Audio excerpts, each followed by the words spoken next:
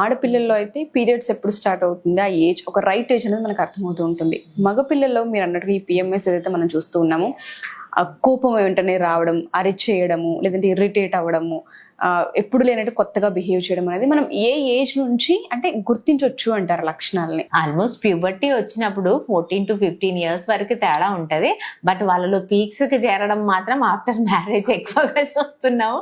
వాళ్ళు అంటే ఫ్రస్ట్రేషన్ ఎక్కువగా రావడము, వాళ్ళ ఫుడ్ హ్యాబిట్స్ చేంజ్ అవ్వడము, స్లీప్ ప్యాటర్న్ చేంజ్ అవ్వడము, కొంచెం బాధ్యతలు ఎక్కువగా అవ్వడము, ఫ్యామిలీ స్టార్ట్ అవ్వాక బాధ్యతలు పెరుగుతాయి. ఇంకా పిల్లలు పుట్టినాక ఇంకా కొంచెం ఎక్కువగా ఆఫ్టర్ ఈ మధ్య కాలంలో పోస్ట్ డెలివరీ డిప్రెషన్స్ మదర్ లో చూస్తున్నాము.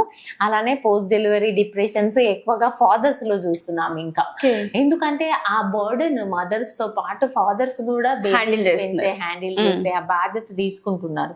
వాళ్ళకి స్లీప్లెస్ నైట్స్, స్ట్రెస్లు, టెన్షన్స్ ఇవన్నీ ఎక్కువ అయిపోవడం వల్ల post delivery depression in fathers ఈ రోజులలో కామన్ అయిపోయింది.